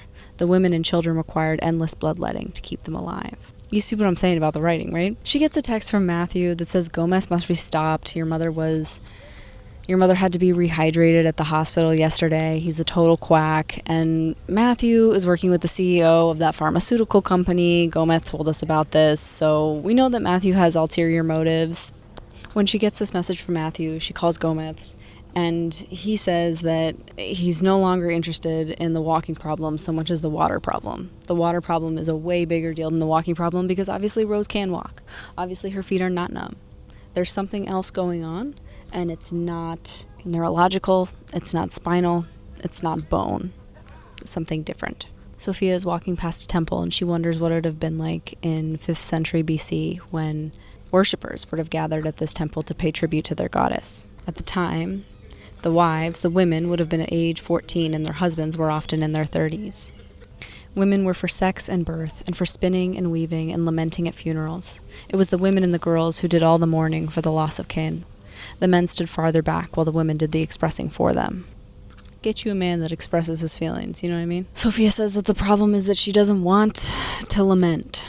She wants to blow out smoke like a volcano, like a monster. She wants to fume. She doesn't want to wail in high-pitched voice. She had gotten her yellow top dirty, and so she's bent over the bath and she's washing it with soapy water. She says when she's holding the silk closer to her eyes, she can see that she had misread the blue word embroidered on the yellow silk. It was not beloved. I had invented a word that was not there. It was beheaded. Oh no. To be beloved was my wish, but it was not true. Beloved was a hallucination. So she recognizes that Ingrid has not declared her beloved. She takes this personally. She feels she is a monster. We're all sitting in the living room, and she asks her father if she can speak to him alone. They walk into this closet, and they're sitting there. The heat is stifling. The tension between them is stifling. All that he owes her is stifling. She says, I'd like to go to America to finish my PhD. He says, I can't give you any money. And she says, I'm asking for your advice. And he says, well, I don't have time for this. And he walks out of the room. I do not see things from my father's point of view. My view on his family is required to be his view on his family. He would prefer me not to see them from any other point of view. Point of view is becoming my subject. Will my new sister make her father less uncomfortable than I do? Sophia makes her father uncomfortable because she represents his sins, his wrongs, his shames. On the last day, her father takes her out for Greek coffee. He insists on giving her some money. He opens his wallet, and he can't find anything in there other than a 10-euro note. While they're drinking their coffee, a woman, begging, came to my table. I slipped the 10-euro note into her plastic cup. She said something in Greek, and then she limped nearer to me and kissed my hand. It was the first time anyone had shown me any affection in Athens. It was hard to accept that the first man in my life would do things that were to my disadvantage if they were to his advantage. Yet it was a revelation that somehow set me free. Recognition of your father's misogyny, the way that he profits from patriarchy and feels very comfortable to do so, the way that he can claim that God is the reason he made the decisions that he did, sets her free because it means she's not beholden to him the way he was meant to be beholden to her, I think. What do you think? When they get back from coffee, Alexandra is definitely wide awake on the couch, but her father seems to think he's asleep. He seemed keen to put her to sleep at every opportunity, and she played along with her husband's role as an anesthesiast of their household. She returns home after this trip to Athens that has been simultaneously really devastating, very uncomfortable, but also very, very freeing. My mother started to shout in Spanish for water. Agua, agua, agua. It sounded like agony, agony, agony. It was like being in the same room with Janis Joplin, but without the talent.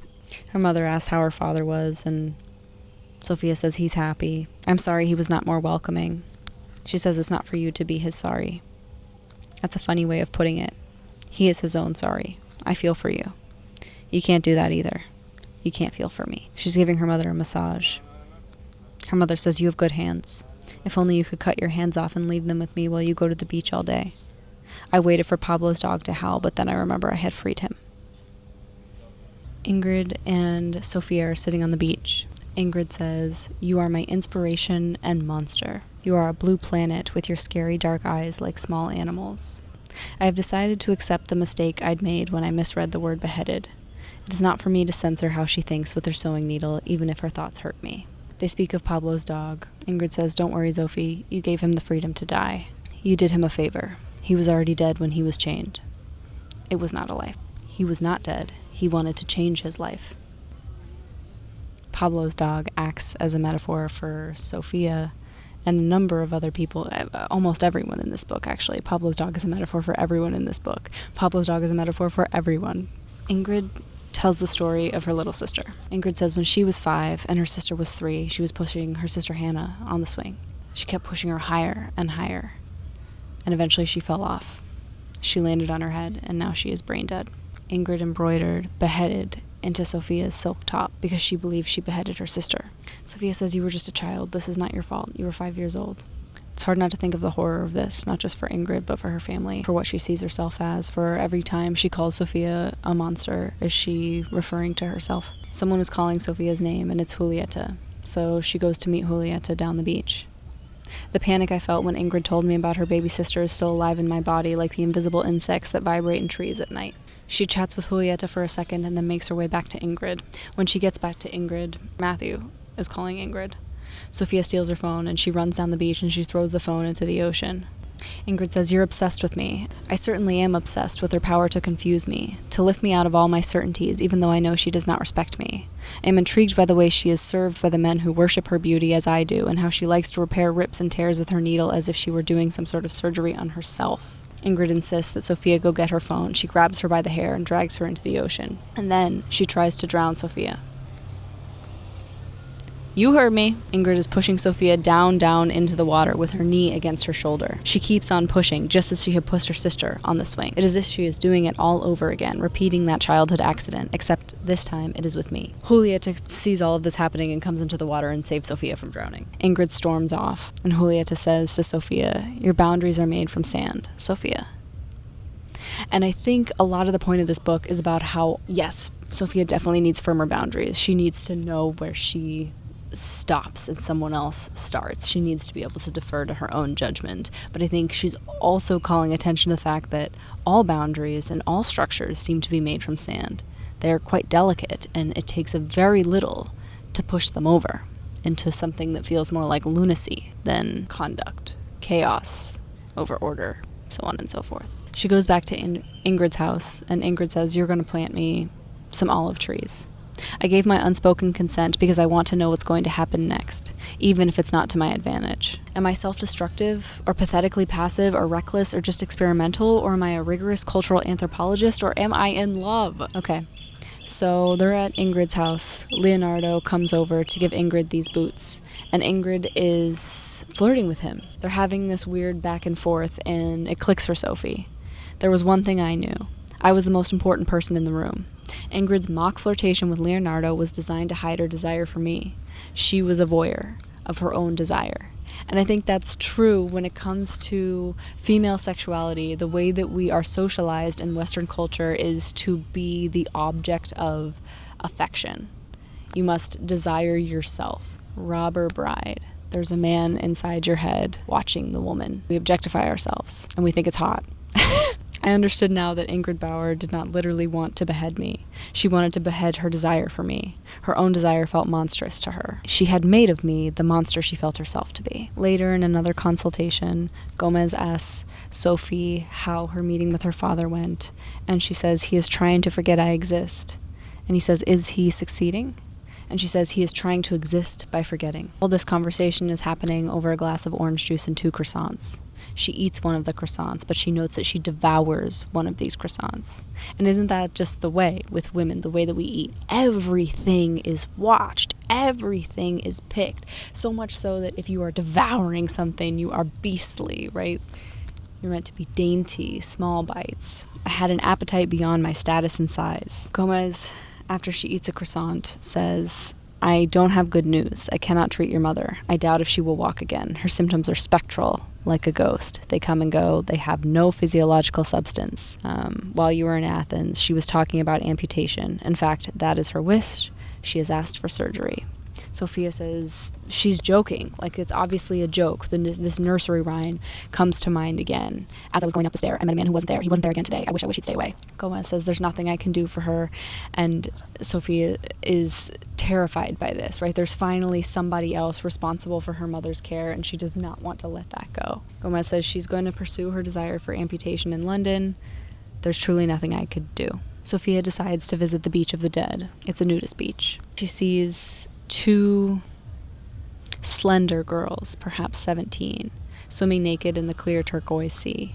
They're very comfortable with their bodies, and in between them is a raggedy, ugly dog. These girls seem to be caring for the dog in such a way that they build it a little shelter with their sarong. It's Pablo's dog, the German Shepherd, the diving school dog. I'd recognize his howl anywhere. Pablo's dog is alive and howling on the Beach of the Dead. She notes that even though Pablo's dog is free, that he's between 2 beautiful women who are scratching behind his ears and building him shelter, and he can swim whenever he wants. Even though he has now built the life of his own, he is still howling because he is still in pain. She compares herself to Pablo's dog. She reckons that she is in paradise, but she is not happy. That she is like the dog that used to belong to Pablo. History is the dark magician inside of us, tearing at our liver. I think there's something really important about that, about trauma and history. A lot of us let the pain of our history color our hope for the future, remove us from the present when the pain is over. I confess that I am often lost in the dimensions of time, that the past sometimes feels nearer than the present, and I often fear the future has already happened. She gets an email from Alexandra, her father's wife. She says, "Your papa has told me that he will leave all our money to the church when he dies, and he's 70 years old. I tell you this as a sister, although I too have faith, I need to take care of my daughter, who is your sister too. You should know that I lost my job at the bank in Brussels. I'm concerned that my 2 daughters, yes, one of them is you and his wife, that is me, will be sacrificed to his God, and we will lose our investments and our home. Was it ever going to end any other way? This is very the you lose him how you get him kind of thing, that he's going to give all of his money to his church instead of taking care of this family that he just built again. He's going to leave this family. He's going to abandon them again. She no longer speaks to her mother. My love for her is like an axe. She has grabbed it from me and is threatening to chop off her feet. Sophia recognizes her mother's desire to chop off her own legs as a desire to cut Sophia out of her life, because my legs are her legs. She sees this as a rejection of their relationship. This leads her to fill out an application to complete her PhD in the United States, and she hits send. There's this whole section where Rose, formally with Matthew, files a complaint against the Gomez clinic for medical malpractice, and so the pharmaceutical company gets to come in and evaluate him, and Gomez is like, this is really not that cool, you're gonna have to come into this meeting and we're gonna have to talk about the things going on here. And Rose is really uncooperative during the meeting. They have this moment of connection, her and Sophia. It's really not proceeding, I think, as anyone had planned, other than maybe Gomez. Gomez sort of understands that this is going to happen. Gomez, at the beginning of this book, pronounces her mother's last name, her Greek last name, that I am probably mispronouncing, which, it's not lost on me. Gomez pronounces her last name seamlessly, flawlessly. It's clearly not the first time he's reading her chart. In fact, he either understands Greek names or has gone out of his way to be able to pronounce it with fluidity and make it sound natural. And Mr. James, one of these executives who is filing this complaint against Gomez, couldn't even pronounce her name, yet she had bartered with him and exchanged her legs for his stimulants. But Rose is not doing things to her advantage. And neither is Christos, her father, obviously is not doing things to his advantage. He's pretending to do things to his advantage, but clearly he's drowning in shame. Rose sort of ends this meeting with the complaint that she filed by saying that the Gomez clinic has given her hope. Sophia hikes the Andalusian mountains at the request of Mr. Gomez, and while she is hiking in jeans and a t-shirt, she runs into Ingrid, who's riding a horse at her, right? More of this Greek mythology symbolism, more of this Perseus symbolism. She's wearing the riding boots, and she runs at her with a bow and arrow, and Sophie thinks that she's going to hit her with her horse because she is a little bit afraid of Ingrid. Ingrid doesn't hit her with a horse. She pulls to a stop, and she insists that Sophie give her the shirt off her back because Ingrid had given Sophia a gift, and Sophia didn't give her anything back. A gift like love is never free. August blue. Blue is my fear of failing and falling and feeling, and blue is the August sky above us in Almeria. Her helmet has slipped over her eyes. Blue are her tears and the struggle to live in all the dimensions between forgetting and remembering. She let go of my hand and nudged the horse with her knees. She's saying goodbye. She recognizes that she's in love with Ingrid and Ingrid is in love with her. She recognizes that Ingrid is not a safe person to love, but she's willing to take the risk, which is a really important character development, her being daunted and doing it anyway. While in Athens with her father, Sophia spent a lot of time self-flagellating, looking at Alexandra, who has a baby, a job at a bank, who's responsible for keeping the world's economies together, and Sophia's like, look at me, I have this dead-end job, I have nothing, I'm here with no father and no life, and yada yada yada yada. I was flesh, thirst, desire, dust, blood, lips cracking, feet blistered, knees skinned, hips bruised, but I was so happy not to be napping on a sofa under a blanket with an older man by my side and a baby on my lap. Something else that's noted the entire time that she's in Athens is that perhaps Alexandra, who notes that she was adopted and did not have a family of her own, is seeking to relive her childhood by marrying a man 40 years her elder. She is a child in him.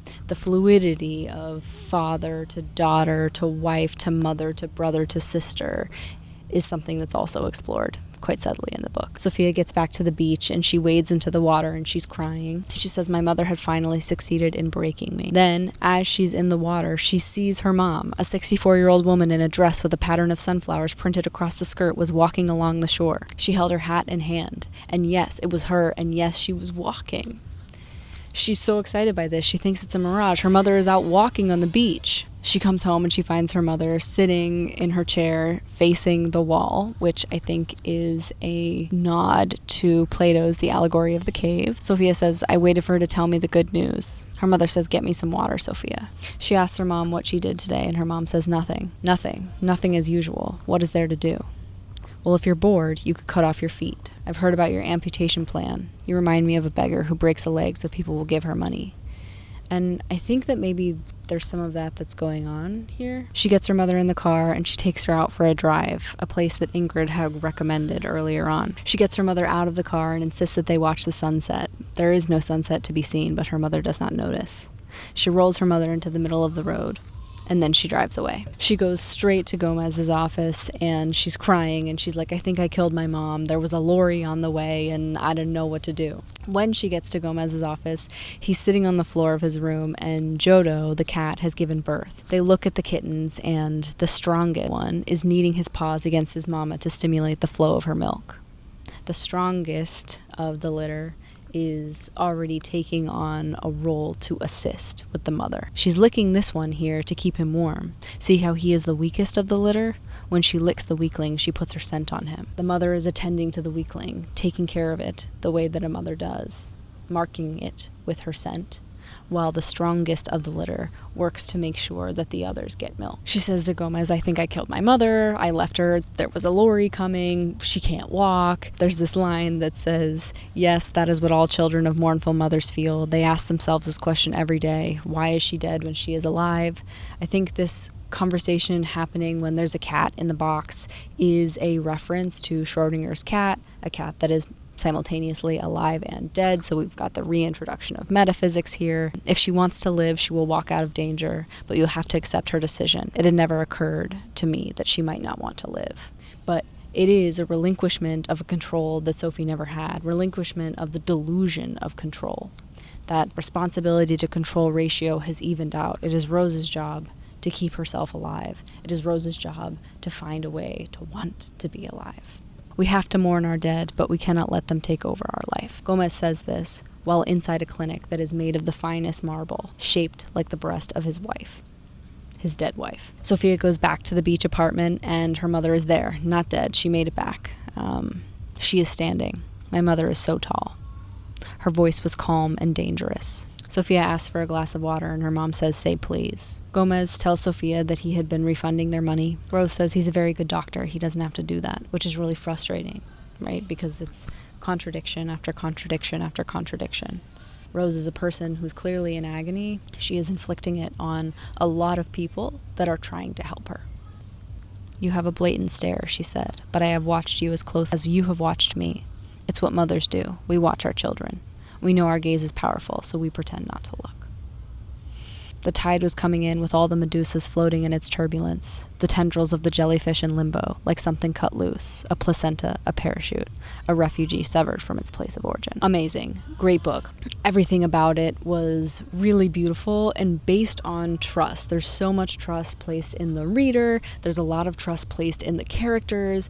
Every single loop is closed. You manage to like everybody in the book, despite the fact that all these characters have enormous flaws. It is incredible. It is a great book. This has been another video from This Page Sage. My name is Sage. If you enjoyed this video, feel free to give it a like. You can subscribe to my channel for more bookish content. Thanks for watching.